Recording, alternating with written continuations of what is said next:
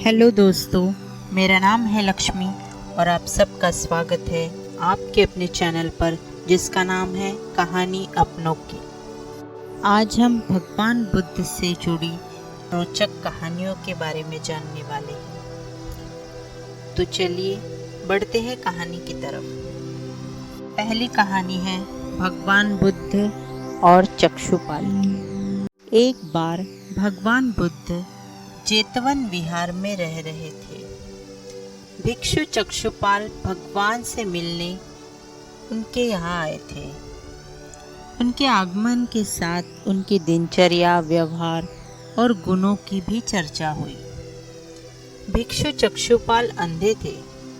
एक दिन विहार के कुछ भिक्षुओं ने कुछ मरे हुए कीड़ों को चक्षुपाल की कुटी के बाहर पाया और उन्होंने चक्षुपाल की निंदा करनी शुरू कर दी कि उन्होंने इन जीवित प्राणियों की हत्या की है।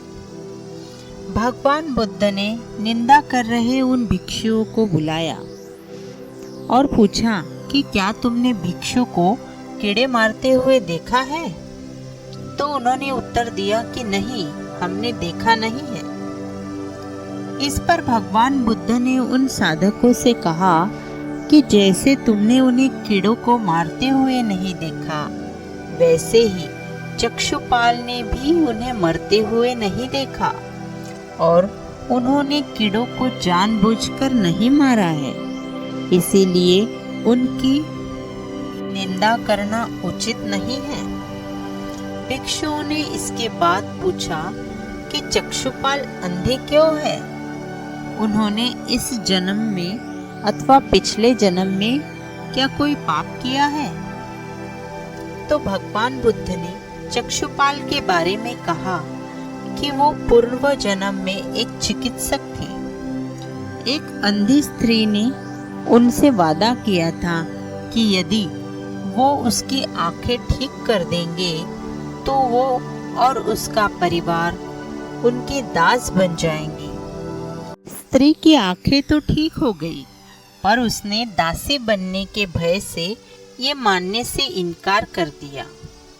चिकित्सक को तो पता था कि उस स्त्री की आंखें ठीक हो गई है, वो झूठ बोल रही है।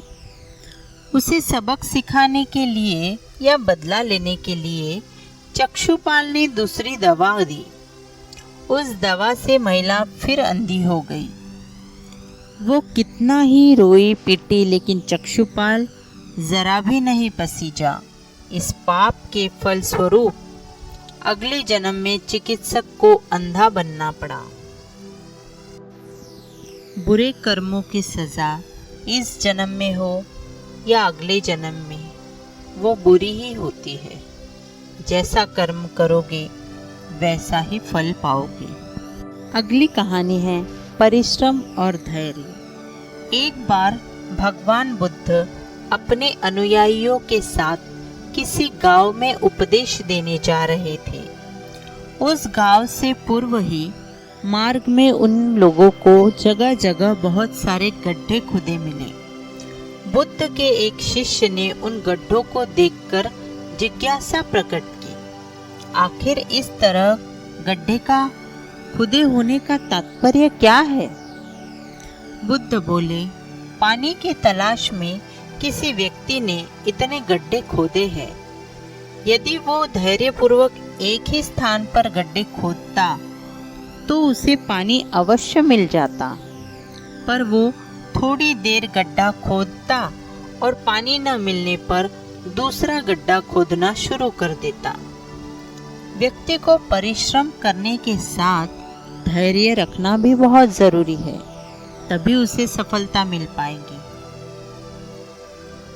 तीसरी कहानी है अमरूद की खेती।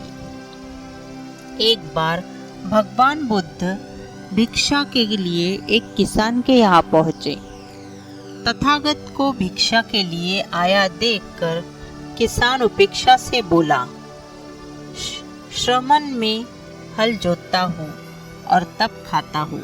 तुम्हें भी हल जोतना और बीज बोना चाहिए और तब खाना खाना चाहिए।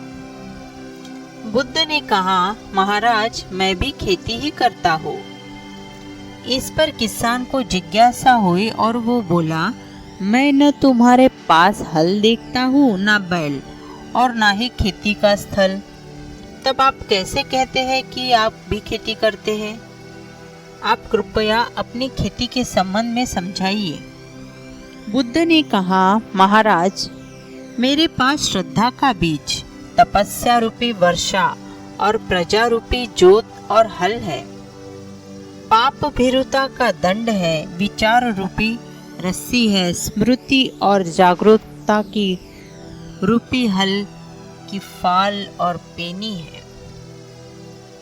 मैं वचन और कर्म में संयत रहता हूँ।